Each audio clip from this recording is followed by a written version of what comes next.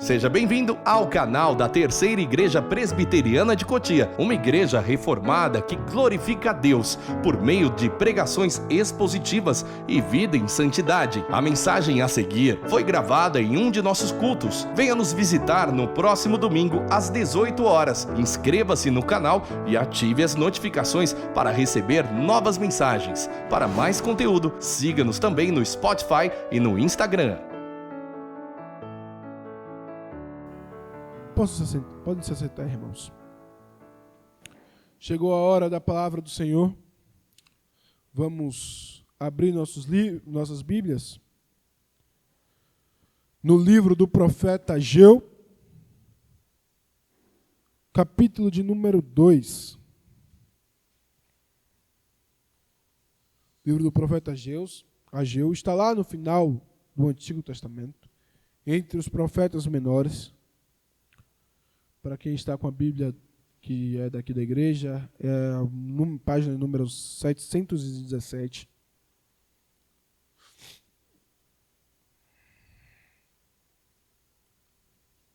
Livro do profeta Ageu, capítulo de número 2. Nós leremos do versículo de número 1 até o versículo de número 9.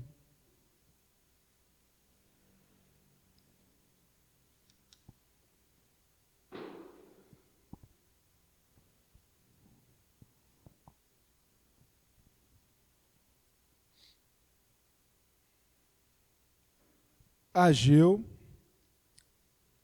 capítulo 2, versículo de número 1 ao 9. Assim diz a palavra do Senhor. No segundo ano do reinado de Dario, no 7º mês, no 21º dia do mês, a palavra do Senhor veio por intermédio do profeta Ageu, dizendo: Fale agora a Zorobabel, filho de Salatiel, governador de Judá, e a Josué, filho de Josadaque, o sumo sacerdote, e ao remanescente do povo, dizendo: Quem de vocês que tenha sobrevivido contemplou este templo na sua primeira glória? E como vocês o veem agora? Por acaso não é como nada aos olhos de vocês? Mas agora o Senhor diz: Seja forte, Zorobabel. Seja forte, Josué, filho de Josadaque, o sumo sacerdote. E você, todo o povo da terra, sejam fortes, diz o Senhor, e trabalhem, porque eu estou com vocês, diz o Senhor dos Exércitos. Segundo a aliança que fiz com vocês quando saíram do Egito, o meu espírito habita no meio de vocês. Não tenham medo. Pois assim diz o Senhor dos Exércitos: daqui a pouco, mais uma vez, eu farei tremer o céu e a terra, o mar e a terra seca. Farei tremer todas as nações, e serão trazidas coisas preciosas de todas as nações, e encherei este templo de glória, diz o Senhor dos Exércitos. Minha é a prata, meu é o ouro, diz o Senhor dos Exércitos.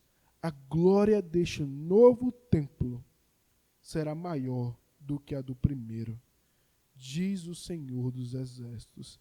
E neste lugar darei a paz, diz o Senhor dos Exércitos.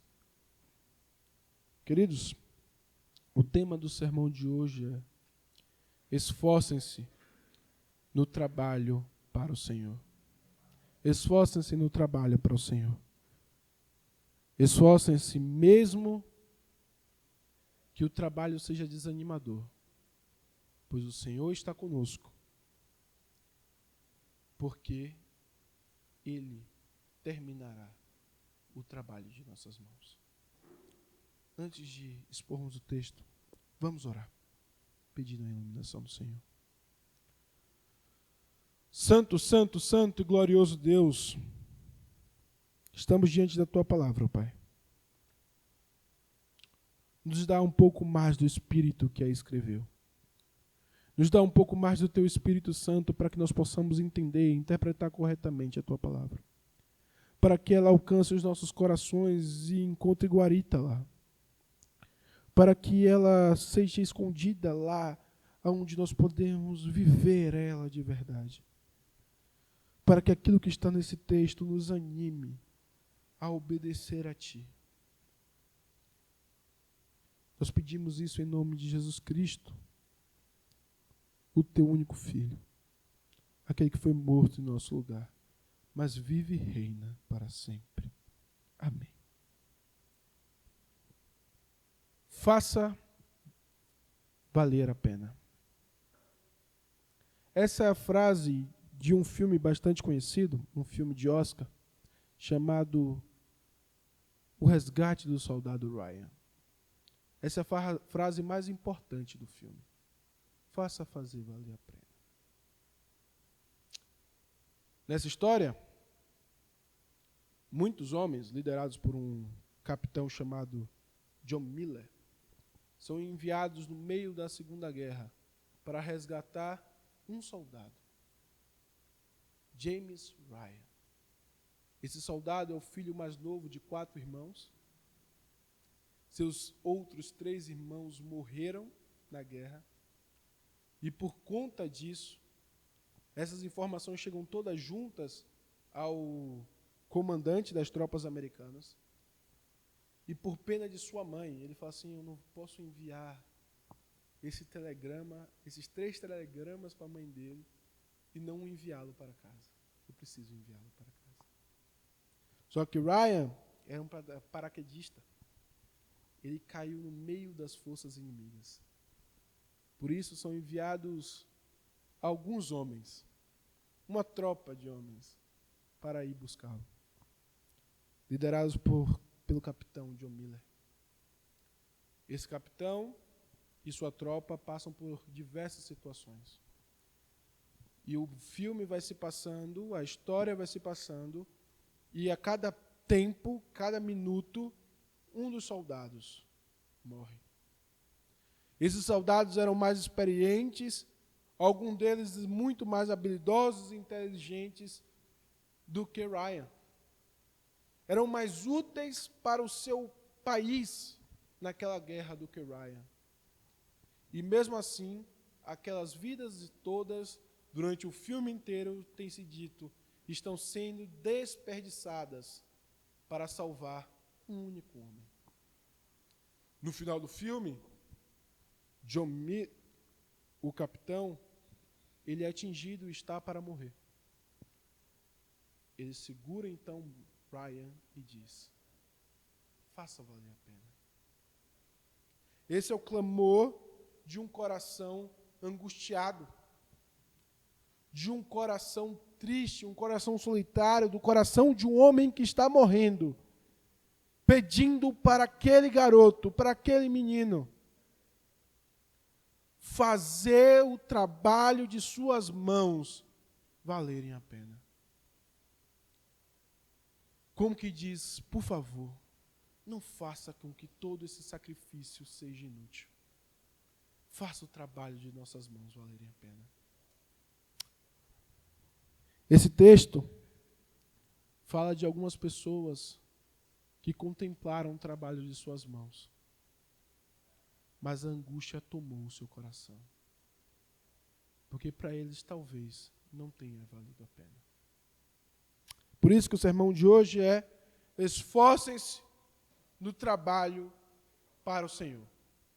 Em primeiro lugar, esforcem-se, mesmo que o trabalho seja desanimador. A história do livro de Ageu, do livro do profeta Ageu, precisa ser contextualizada desde o momento em que o povo foi exilado de sua terra. O povo mentiu, traiu e caiu em idolatria. Eles quebraram a aliança do Senhor. O Senhor, em um dos seus profetas, Oséias, vai comparar o que eles fazem com adultério, dizendo que eles se prostituíram. Porque eles trocaram o seu verdadeiro Deus por outros deuses. Eles quebraram a aliança com o Altíssimo. Então, como consequência disso, Deus cumpriu aquilo que havia prometido por intermédio de Moisés. Ele tirou o povo da terra prometida. Ele exilou o povo lá na Babilônia. E no seu devido tempo, também, como fidelidade a uma de suas promessas, o Senhor fez o povo voltar da Babilônia para a terra prometida, cumprindo a promessa de 70 anos. A Babilônia caiu, o Império Persa subiu, e o Império Persa agora faz este povo regressar. E o povo chega então na terra prometida, e essa história é contada nos livros de Esdras e no livro de Neemias. E a ordem era que este povo reconstruísse o templo e, obviamente, a muralha da cidade. Porque a muralha da cidade servia para proteger as pessoas que moravam na cidade. Os inimigos de Israel, em seus estratagemas, conseguem fazer com que o povo não possa subir as muralhas e nem construir o templo. O capítulo 1 de Ageu mostra que o povo, diante dessas dificuldades, se acomodou. Como se dissesse, ainda não é o tempo, não é o momento. Deus está me dizendo que agora não é o momento de eu construir o templo. Então, Deus fala por intermédio de Ageu, dizendo, vocês têm casas apaneladas, ou seja, casas bem construídas, casas com todos os seus móveis dentro, mas o meu templo continua destruído. Vão lá e construam um templo. Vocês podem imaginar que gerou algum tipo de rebeldia do povo, mas o texto de Ageu, o primeiro capítulo de Ageu, termina dizendo que o povo recebeu essa exortação do Senhor com alegria, com ânimo. Eles voltaram para construir o templo do Senhor. E se esforçaram nisso, e construíram um templo, com aquilo que eles tinham, era um povo agora pobre, que tinha que pagar muitos impostos, voltando para uma terra pobre então o templo era pequeno. O templo que eles construíram foi aquilo que eles puderam fazer com o que tinha. E o texto termina dizendo, capítulo, lá em Esdras e Neemias, que o povo estava dividido entre jovens que comemoravam, se alegravam, louvavam a Deus pela construção do templo, entre idosos que choravam. Tem um motivo para isso chorarem. É um motivo verdadeiro e nobre. Aqueles homens haviam visto o templo de Salomão. Imagine que são 70 anos que se passaram desde a saída de Judá até o retorno. Então, quando eles viram o templo de Salomão, provavelmente ainda eram crianças. E enquanto crianças olhavam a suntuosidade, a grandeza, a glória, a beleza do templo de Salomão, e agora eles viram que o que eles tinham feito com as suas mãos não eram nem sombra daquilo que Salomão havia feito antes. Não eram nem sombra daquilo que o povo havia construído antes. O templo que eles construíram era como nada perto do templo de Salomão. Eles choraram por isso. Eles choraram verdadeiramente. Queridos, essa realidade não é tão distante de nós. Não é tão distante mesmo. Ao contemplar o que deveria ser o nosso trabalho no Senhor e o que é o nosso trabalho no Senhor, tendencialmente vamos ver que ainda estamos muito longe daquilo que deveria ser. É como se nós lavássemos uma casa, esfregássemos o chão, mas ele continuasse como sujo. Quando contemplamos a nossa vida, é assim. Nos esforçamos para vencer o pecado. Nos esforçamos para caminhar como Cristo caminhou. E mesmo assim, dia após dia, o pecado ainda está lá. O pecado ainda está nos assediando. E talvez nós pensamos, passe em nosso coração, eu não vou conseguir, eu não vou superar esse pecado, todo o trabalho que eu fiz é em vão, todo o trabalho até aqui, todas as horas, todas as orações, não serviram porque eu estou muito distante de ser o ideal.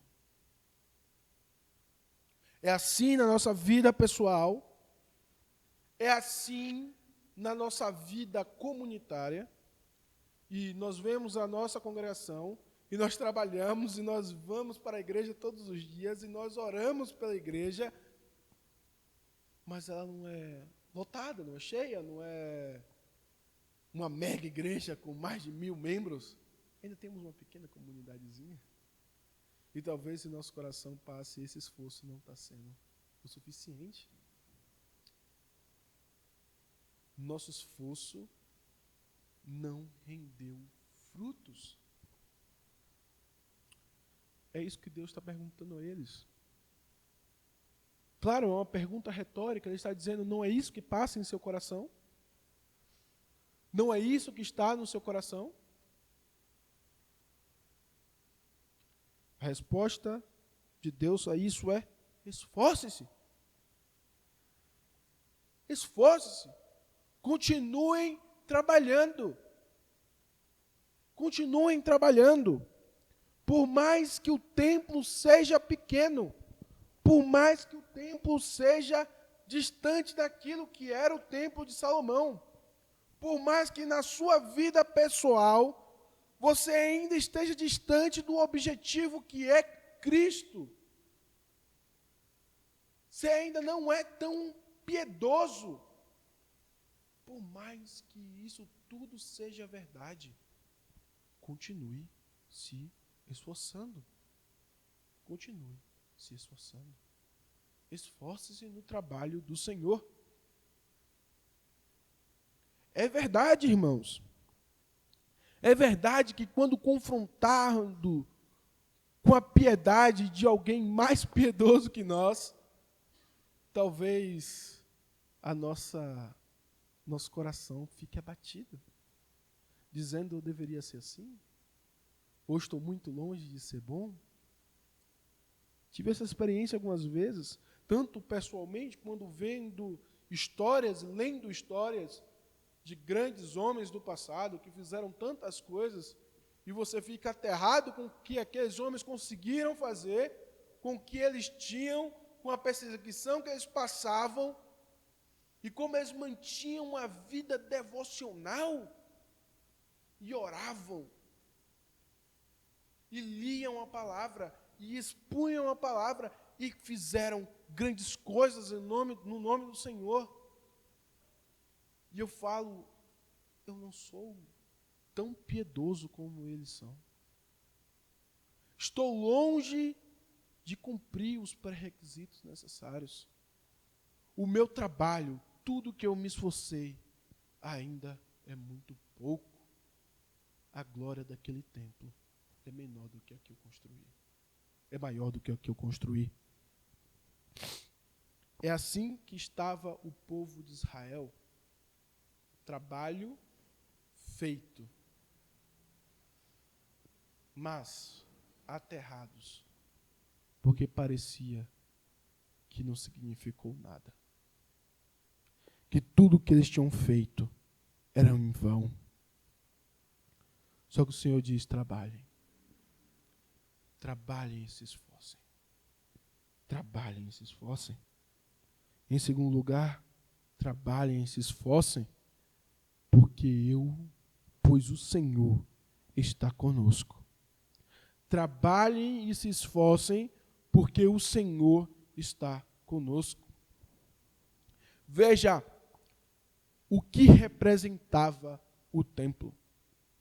O templo representava a presença de Deus no meio do povo. O próprio Deus vai citar essa promessa. Ele diz assim: conforme o que eu prometi a vocês quando vocês saíram do Egito. Ele está dizendo, ele está lembrando da construção do tabernáculo, aonde ele diz para Moisés, construa um tabernáculo, uma casa, para eu habitar no meio de vocês. A casa, o tabernáculo do Senhor, ficava no meio, literalmente no meio do acampamento, do arraial. O Senhor estava dizendo: eu estou habitando no meio de vocês. E o Senhor está lembrando eles disso. O Senhor está dizendo: vocês lembravam da casa de Salomão, vocês lembravam da suntuosidade do templo, mas vocês só se esqueceram que o que importava lá era que eu estava no meio de vocês. E eu continuo estando no meio de vocês. Eu continuo estando no meio do meu povo. É isso que o Senhor está dizendo. Ele diz assim: eu estou cumprindo ainda a promessa que fiz com vocês lá, quando saíram do Egito. Lá no deserto. Eu prometi que estaria e eu estou no meio de vocês. É o que importa.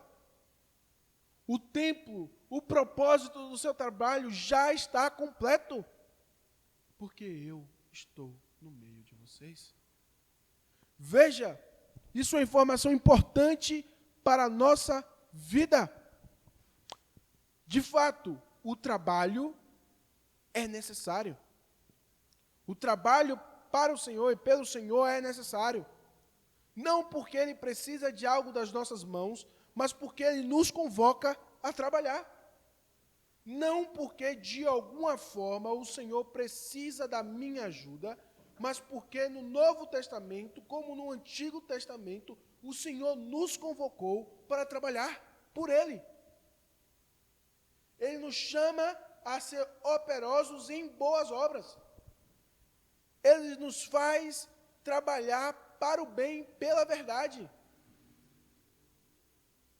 Mas Ele faz tudo isso nos lembrando que Ele está no nosso meio. E que é isto que importa. Veja, é o que Cristo fala lá em Mateus, não é? Mateus capítulo 28, ide por todo mundo, pregai o Evangelho. E ele termina dizendo o quê? E eis que eu estou convosco até o fim dos séculos. Eu estou com vocês. O trabalho que o povo deveria fazer era construir uma casa que simbolizasse a presença de Deus. E se Deus aceitasse aquela casa, como aceitou, já era a habitação do Altíssimo. Não interessava paredes suntuosas, ouro nas paredes, grandes pátios, não interessava nada disso, contanto que aquela casa tivesse a presença do Senhor. Da mesma forma é conosco. Eu olho de novo, nós olhamos para a nossa piedade, olhamos para a nossa vida devocional, olhamos para aquilo que temos trabalhado para ser parecido com Cristo e continuamos e temos que continuar trabalhando, porque a Escritura ordena, porque Deus nos ordena fazer isso. Mas quando eu olho para lá, eu preciso entender que o valor do meu trabalho já é garantido. Porque o objetivo é que Deus esteja conosco. E Ele já está. Não é esse o objetivo?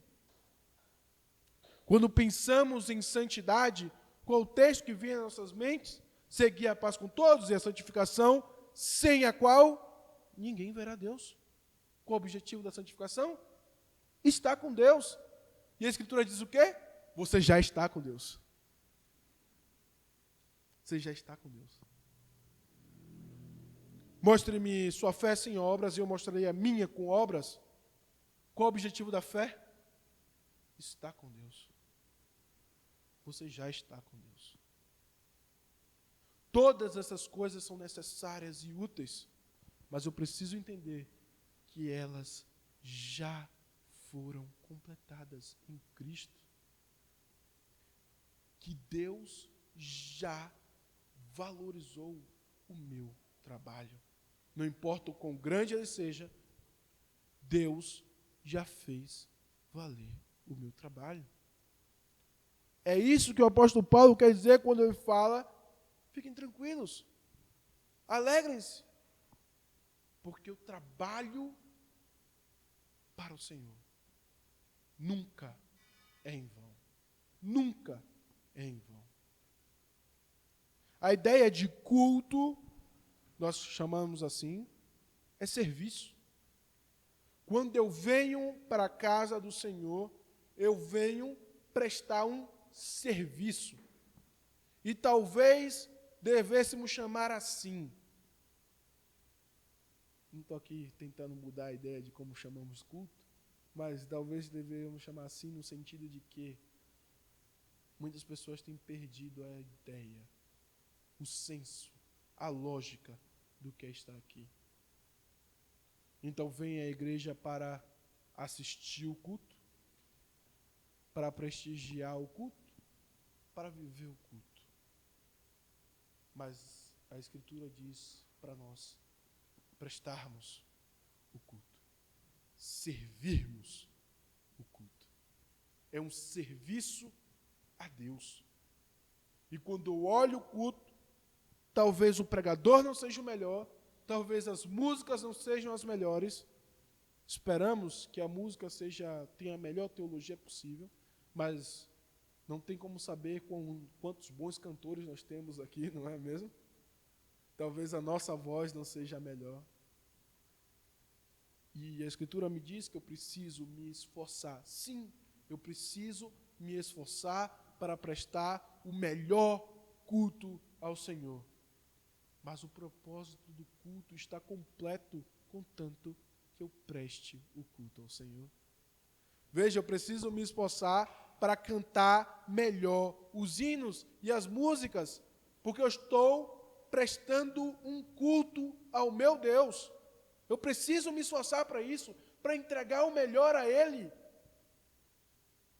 Mas aquilo que eu entrego, se for verdadeiro, de coração, se for em espírito e em verdade, o Senhor já aceitou. É a presença do Senhor que faz com que tudo isso seja verdade. É a presença do Senhor que faz com que as nossas orações sejam aceitas, que o nosso culto seja aceito, que os nossos serviços sejam aceitos. Ou não é isso que o Tiago fala em sua carta quando diz que vocês oram mal, mas o Espírito do Senhor intercede por vocês. Quem é o Espírito do Senhor? O próprio Deus. O Deus Todo-Poderoso está em você. E Ele garante que o trabalho das suas mãos seja recebido pelo Altíssimo. O Espírito do Senhor garante isso. É uma perspectiva interessante. Estava no congresso da nossa editora, da nossa casa editorial, essa semana, e o pregador estava falando sobre o valor do trabalho, como Deus valoriza o trabalho, como Deus valoriza ao trabalhador. E suas falas e sua pregação chegaram a uma conclusão óbvia. O Senhor valoriza o trabalho, o Senhor valoriza o trabalhador, mas não é como as pessoas pensam. As pessoas pensam que O trabalhador é valorizado quando o seu trabalho é valorizado.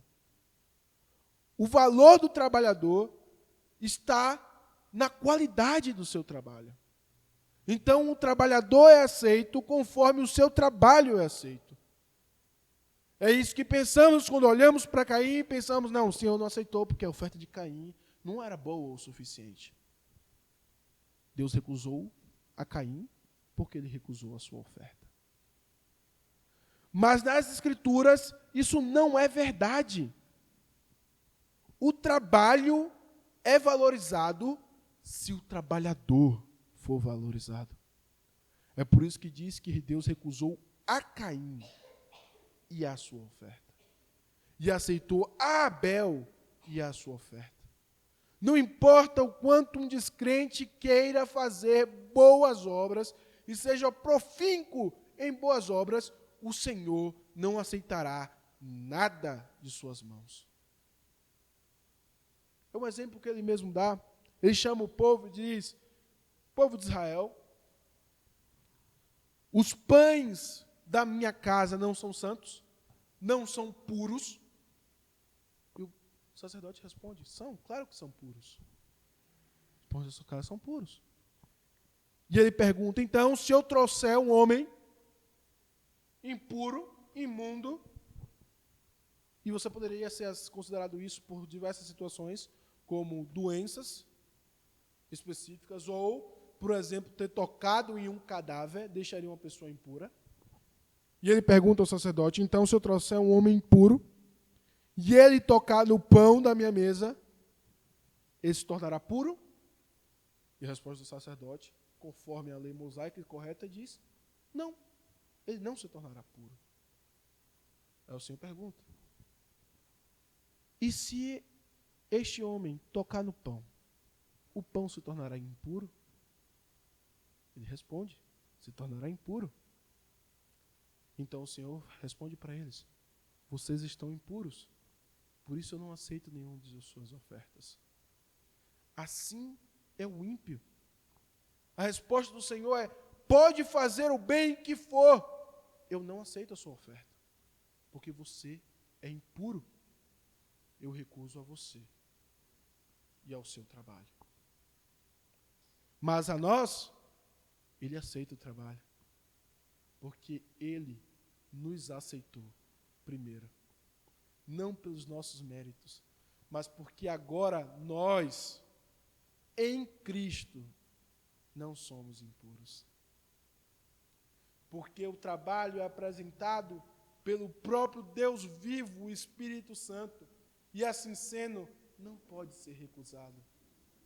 Deus valoriza o trabalho, porque primeiramente Ele valoriza o trabalhador. É a presença do Deus vivo em nossa vida que garante a eficácia do nosso trabalho. Olhemos para a nossa congregação. Está distante de ser uma grande igreja com 400 mil membros. O Senhor aceita o nosso trabalho como aceita dessas igrejas. Porque se tiver 3 pessoas, ainda tem um Deus vivo aqui. Se tiver 3, 4, 5 pessoas, saibam, ainda tem o Deus vivo. E Ele é tão grande, tão importante, tão santo, que Ele importa muito mais do que milhares e milhares e milhares de pessoas.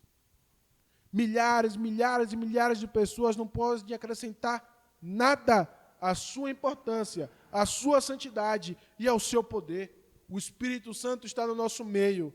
Então a nossa reunião é tão importante quanto qualquer outra, não importa a quantidade de membros. Porque Ele é suficiente. O propósito do nosso trabalho está completo, porque o Espírito Santo está conosco. Porque o Deus vivo, conforme a sua aliança, habita no nosso meio. Em terceiro lugar, Deus, o Senhor, completará o nosso trabalho. Parece sentido, não é? Porque eu disse que o trabalho já está pronto, o trabalho já está completo, ele já é aceito por Deus.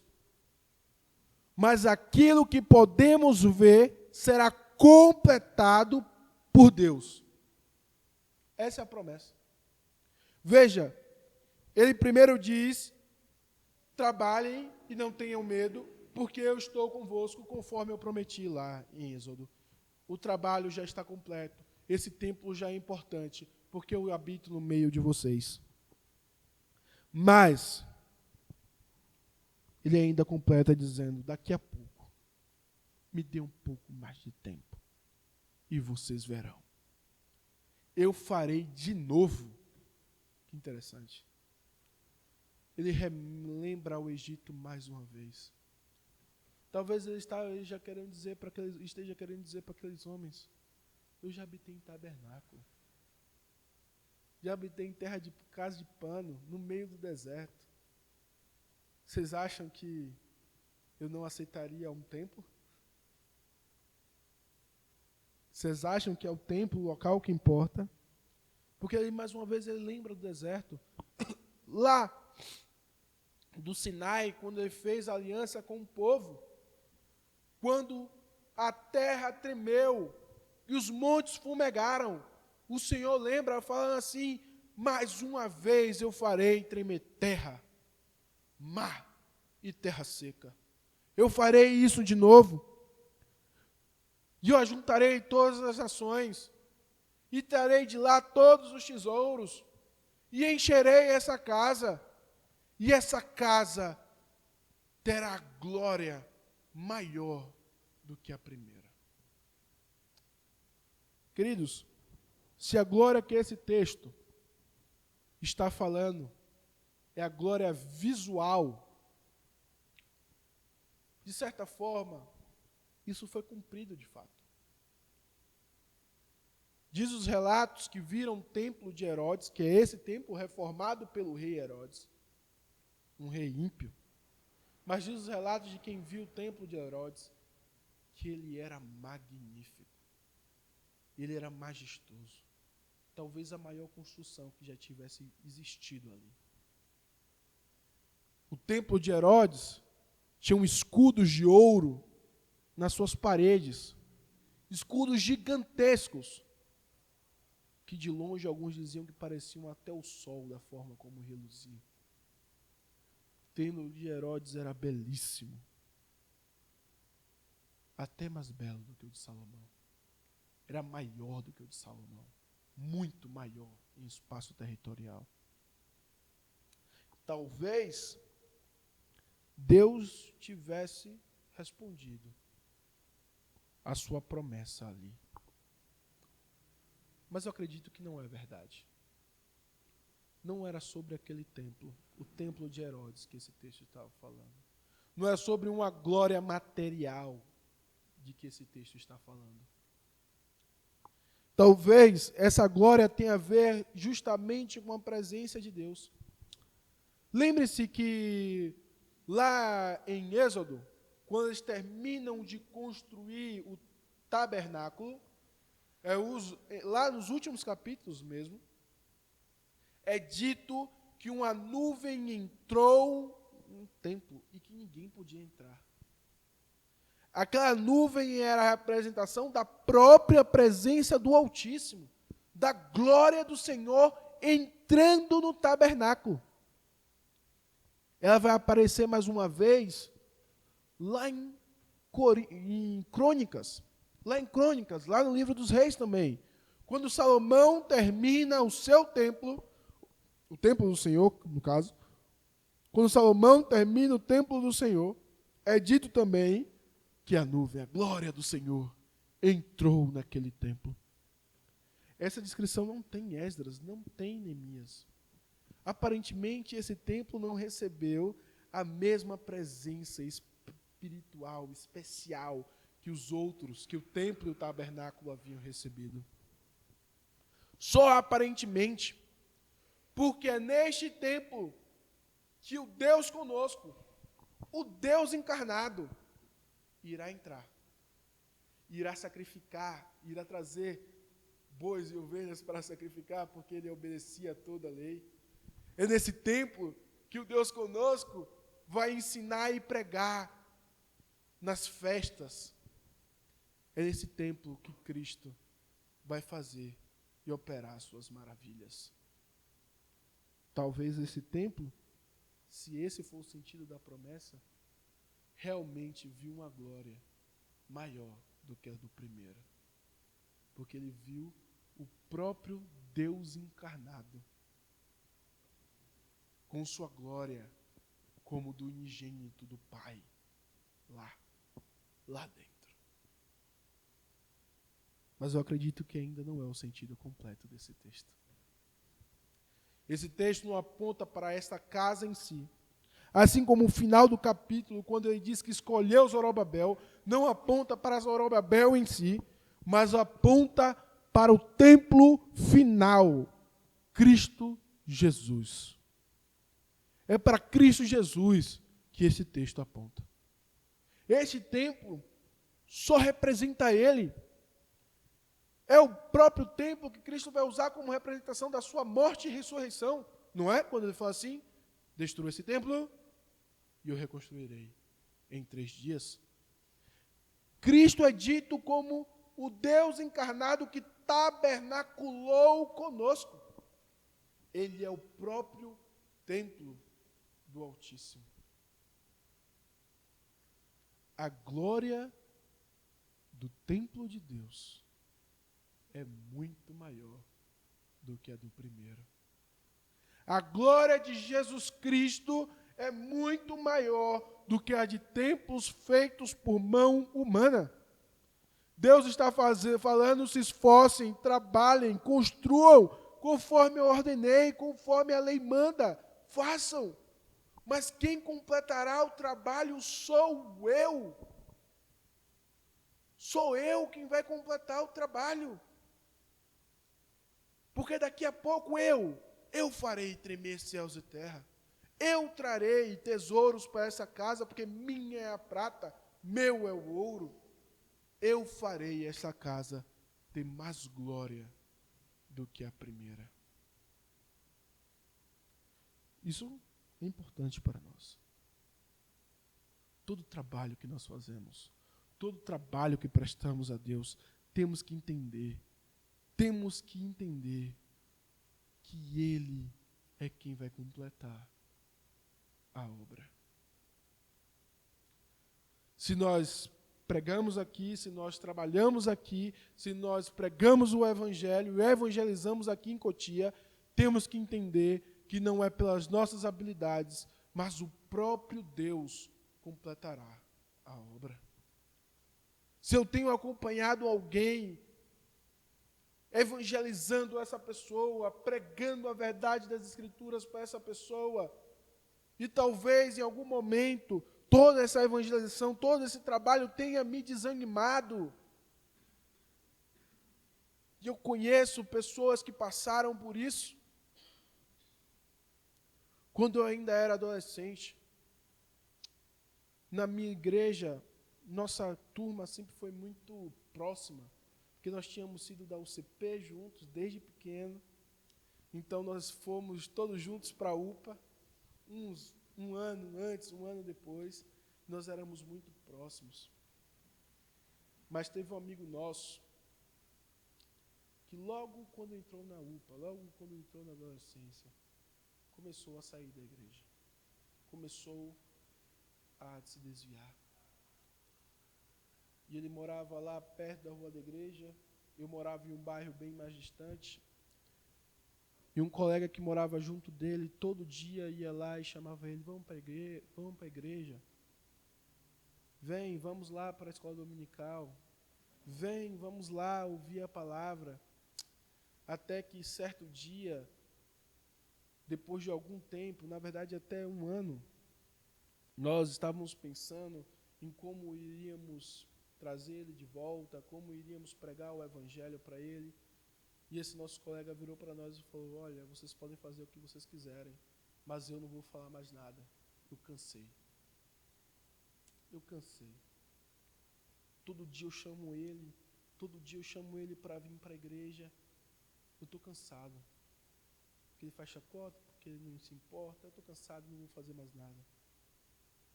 Muitas vezes somos assim com algumas pessoas, né?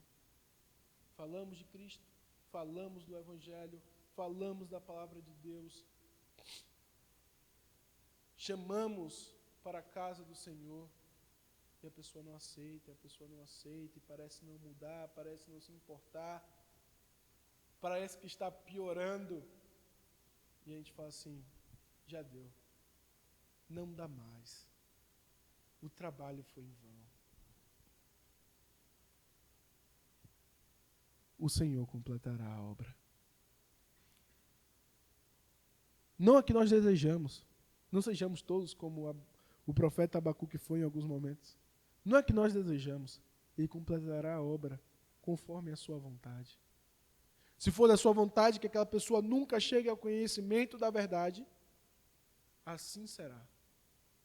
Se for da sua vontade que aquela pessoa passe anos sem conhecer a palavra de Deus, sem obedecer a palavra de Deus, sem se render ao Deus vivo, assim será. Mas se for da vontade do Senhor, que aquela pessoa, em algum dia, escute a palavra de Deus e venha adorar o Altíssimo, assim será. Porque o Senhor é quem completa a obra. É conosco assim também. Você hoje está se preocupando, será que eu realmente tenho um procedimento cristão? Será que eu tenho um procedimento piedoso de verdade? Ou se você tem um pecado que tem te assediado dia após dia, você se pergunta, será que um dia eu vou me livrar disto? Será que um dia eu vou vencer este pecado? E a resposta das Escrituras é: chegará um dia onde não haverá mais a presença do pecado. Chegará um dia onde o Senhor completará a boa obra. Porque o Senhor é quem completa a obra. É o Senhor quem completa a obra. Nosso dever é pregar o Evangelho, mas é o Senhor quem completará o número dos seus eleitos. O nosso dever é buscar a santidade, mas é o Senhor que por fim nos santificará para sempre. Nosso dever é buscar nos parecer com Cristo, mas é o Senhor que nos últimos dias nos dará um corpo como o corpo de Cristo é. Esses são todos os nossos deveres. Nosso Senhor nos cobrará e nos ordenará fazer isso.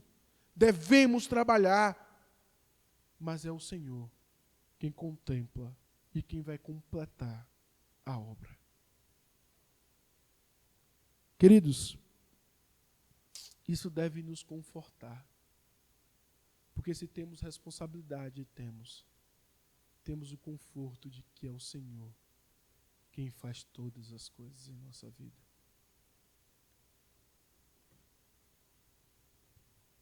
Daqui a pouco, eu farei tremer céus e terra. Ajuntarei todas as nações. Trarei seus tesouros para cá.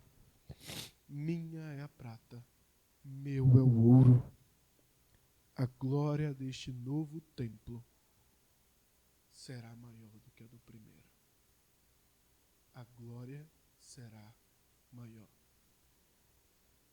A glória do nosso corpo será maior do que a do primeiro. A glória do nosso trabalho será maior do que a do primeiro. A glória na nossa vida será maior do que a que foi antes. Falta um pouco. E o Senhor, mais uma vez, vai fazer tremer céus e terra. A sua Escritura garante isso. Concluindo, queridos. Naquela história, John Miller colocou a sua esperança naquele garoto. Porque talvez ele pudesse fazer o trabalho do pelotão não ser em vão. Desde o início do filme, aquela história tem sido contada para nós de maneira escondida. Porque no início do filme aparece aquele menino, aquele homem, James Ryan, indo para um cemitério. E ele está levando toda a sua família junto. Então ele chega diante do túmulo de John Miller. Ele conversa com aquele capitão que ele conheceu por muito pouco tempo, um dia apenas. E ele vira para sua mulher e diz: diga para ele que eu fiz valer a pena. Ryan não vem com seus títulos, seus trabalhos, suas conquistas pessoais, mas ele vem com sua família, isso é bem simbólico. Ele vem com sua família tentar, de alguma forma, fazer com que aquele trabalho tenha valido a pena.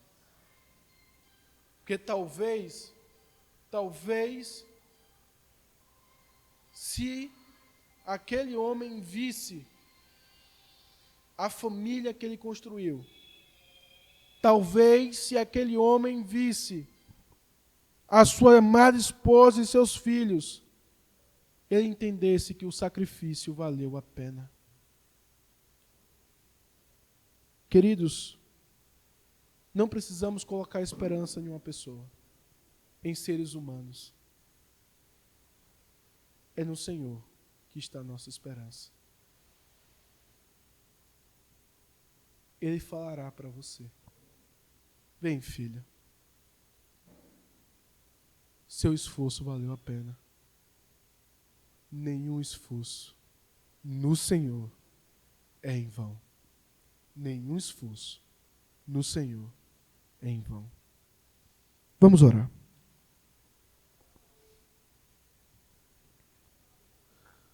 Santo, santo, santo, glorioso Deus e Pai do nosso Senhor Jesus Cristo. O Senhor nos ordena a trabalhar, ó Pai.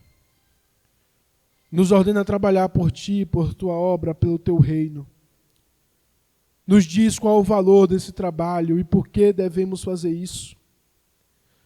Nos dá um trabalho que é certo que só nós podemos fazer, pois somos filhos Teus. Temos o Teu Espírito. O Senhor faz todas essas coisas.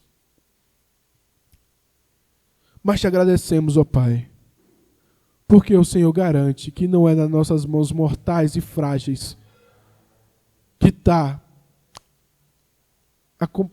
o completude, o propósito do nosso trabalho, mas está nas Suas mãos, ó Pai.